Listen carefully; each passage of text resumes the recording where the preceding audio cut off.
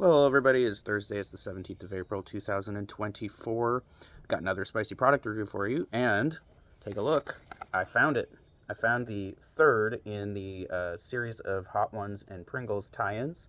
Alright, so this is the Los Calientes sauce series. The first one that I did was the Salsa Verde, and then I did the Rojo, and now I'm going to do the Barbacoa. Alright, so I'm excited about this one. I like barbacoa. Barbacoa is a traditional Mexican dish. It's usually slow-cooked beef or lamb, and then it's shredded. It's like slow-cooked in like vinegar and spices, and sometimes chipotle peppers and other things. And then it's like shredded and used in tacos and burritos. Okay, I've had some really good barbacoa in my life, and I'm excited to see if this chip captures the flavor of one of those. I've had crappy barbacoas too, so it's very likely that these could be mediocre. But you know, and I'm also interested in the heat. So it's kind of a toss-up. I'm not really sure what to expect in terms of heat because the salsa verde Pringles, Hot Ones Pringles, they were spicy, like legitimately spicy. One of the spicier chips that I've ever had. In fact, they kind of shocked me. And the Rojo were not spicy at all. I think they got like a 1 or 1.5 for spice. They really weren't spicy at all. So we'll see. Dare I read what's in this? Dare I waste time in this video? Oh, there aren't actually that many.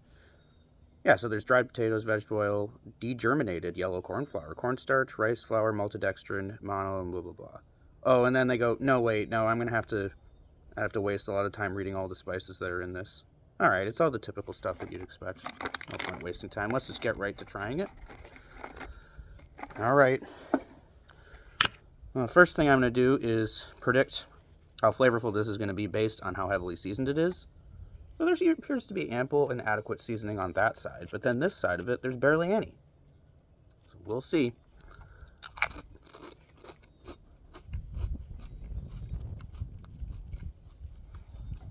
Wow. That has a really, really nice flavor, and it's pretty authentic. It's got a nice, like, slow-cooked beef flavor, and it's got a nice, like, vinegary tanginess to it.